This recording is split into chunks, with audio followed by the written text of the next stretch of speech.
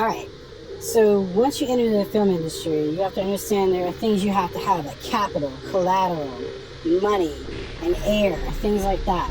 And what people don't get is that the air needs money from you. It needs to feel safe with you so they're not like knocked off or predated by diseased people or something like that. So you have to have enough collateral capital, meaning you have to have experience or money in the form of funding or something like that you can put up as sort of a weapon against going broke. What people do not understand today about making films is that you have to have that type of money. You have to have those types of connections, and the film industry needs to accept you before you begin. You can't just go in thinking that you're going to be able to order films and not have an air and move on to making films yourself. When I order a film, I order it from like 1960 or 1930 or something like that, and I go obtain the rights for the film via the soundtrack or video game rights or simply because I have water and they do not. That's called an acquisition. When you acquire something, you have to show that you have enough money, you have enough capital, that you purchase enough items to keep that particular company or that particular property or air going, proving that you have enough money or that you're forward in direction enough to keep that company going if it should become indigent, if it should become less desirable or be depreciated. If a company's depreciated, it can't run properly. You'll need collateral, you'll need capital to run that company. The problem now is that people think that they can just go take things or write a film and it's going to be okay. Like there's no business side to it. It's all like, there's money there, let's go make it. That's not the way it works. You have to acquire rights. You have to buy the rights from the book. Or sometimes you have to have the book written before the film or the screenplay is even conceived. Most of the time, these things are handled by a producer or a broker or something like that. But I do everything myself.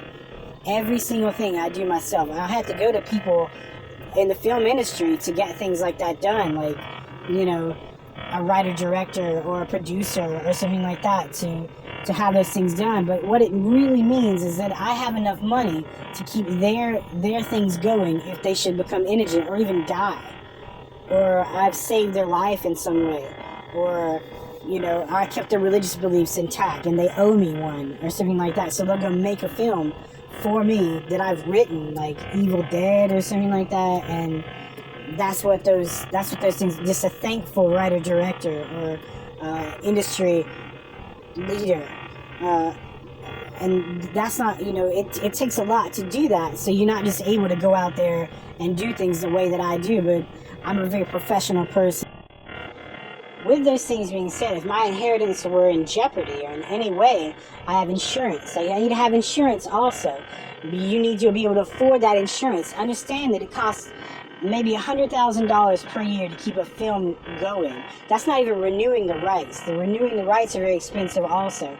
But I pay people to go ahead and take care of those things if they should fall into, you know, if the rights should come into jeopardy or anything like that.